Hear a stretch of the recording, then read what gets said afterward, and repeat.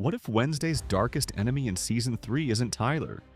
Or even some new creature lurking in the shadows, but someone from her very own family? That was the chilling takeaway from the finale of Season 2. A finale packed with betrayals, secrets, and shocking twists that not only answered questions, but opened doors to even darker mysteries. The web around Wednesday Addams is no longer confined to Nevermore or her classmates. It stretches through family history, rivalries, cults, and monsters, all converging on what promises to be the most dangerous year of her life yet. Thing's journey was one of the most unexpected arcs this season. For years, fans saw Thing as the ever-loyal companion, the helpful shadow to Wednesday's chaos.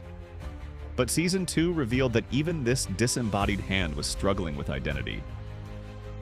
Joining a support group wasn't played for laughs, it was a moment of truth, as Thing tried to answer the haunting question, who am I without the Addams? That question grew heavier when Isaac Knight was revealed to be the original owner of the severed hand. Suddenly, Thing wasn't just a sidekick, it was a fragment of someone else's past.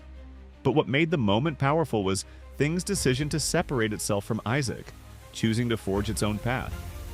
In Season 3, we're no longer looking at a character questioning its purpose. Thing has clarity now, and that means it will stand by the Addams not out of need, but out of loyalty. And that changes everything. But while Thing found identity in freedom, Tyler found power in rebellion. The finale exposed his break with mothers and masters, a chilling declaration that he was done with being controlled. Left without a leader but still burning with rage, Tyler crossed paths with Isadora Capri, whose own family history with Hydes was a twisted blend of romance and ruin. For the first time, Tyler saw a future not of exile but of belonging, leading a pack of Hydes. If Season 2 showed us a monster in chains, Season 3 will unleash one in command. Imagine Tyler not as the tormented pawn, but as the architect of chaos, building an army in the shadows and preparing for the inevitable face-off with Wednesday. Only this time, he won't be alone, and the girl who once defeated him may find herself outnumbered and outmaneuvered. Freedom came at a cost for Bianca and her mother, Gabrielle, as well. After seasons of manipulation under Principal Dort, they finally tore free when Dort was crushed and Gideon burned, leaving them a chance at peace. But the ashes of their victory hide darker truths. The Morning Song cult, whose roots were exposed this season, is not gone. Its damage is vast, its influence still lingering, and Gabrielle's ties to it run deeper than Bianca might want to admit. How much money was made, how much trust was broken, and how much of Gabrielle's life was shaped by the cult remains to be seen.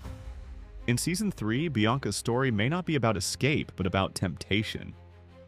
Can she and her mother truly walk away? Or will the shadow of the cult lure them back into its grip? Meanwhile, Nevermore itself seems cursed. Principals rise and fall like clockwork, with Dort now another name in a long line of casualties. It's become almost a ritual. Every season ends with Nevermore in shambles, only to begin again under new leadership. But what kind of leader steps into a role that feels like a death sentence? The next principal may be darker, sharper, carrying secrets that shake the school to its core. Nevermore survives, but it does so by feeding on chaos, and while the halls echo with loss, one absence screams louder than the rest. Enid's fate left fans heartbroken. Once the loyal best friend, the bright counterbalance to Wednesday's shadows, Enid ended Season 2 permanently wolfed out. Gone was the vibrant girl. In her place, a lonely figure lost in the woods, terrified of her future. She saved Wednesday from death, but now faces a slow destruction of her own, hunted, feared, and isolated from the very world she fought to protect. In Season 3, Wednesday will stop at nothing to bring her back. Yet even as she searches, the truth is cruel.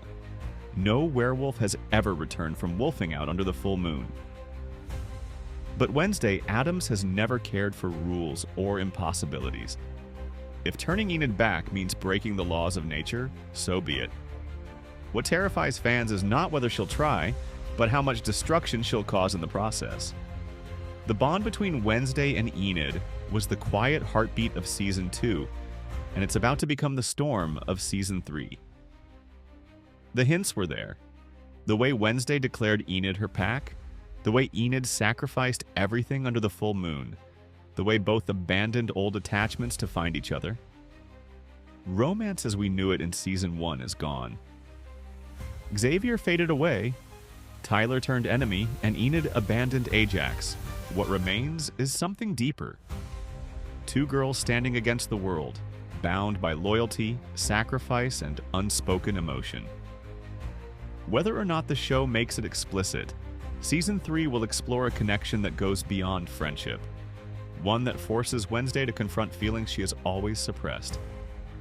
But as her heart is tested, so is her mind. The psychic puzzle that haunted her through Season 2 reached a breaking point when she finally met Aunt Antoilia, a figure locked away by her own grandmother in a betrayal too dark to ignore. Antoilia's powers, her connection to the one-eyed raven, and her cryptic writings about Wednesday's fate point to something much larger than teenage visions.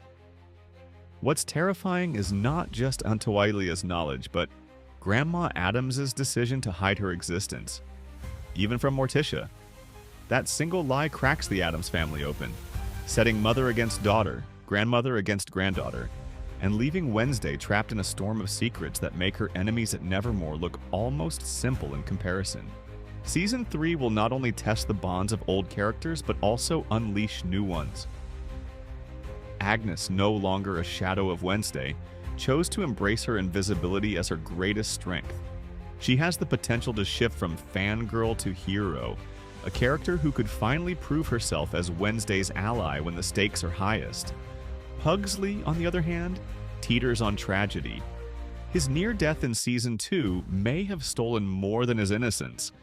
It may have stripped him of his powers entirely, leaving him vulnerable in ways he never expected. His story could mirror Gomez, a reminder that sometimes the Addams' true curse is not death, but powerlessness. Together, these threads weave into a Season 3 that is less about monsters lurking in the dark, and more about monsters hiding in plain sight. Tyler's army of hides, Enid's curse, Bianca's cult shadows, Antoilia's forbidden truth, Agnes's awakening, Pugsley's downfall, and at the center of it all, Wednesday Addams, pulled between loyalty, love, and the dangerous legacy of her own blood. The question isn't whether she'll survive. It's whether she'll recognize herself when it's over. Because in Season 3, the greatest horror may not come from the monsters she fights, but from the one she is destined to become.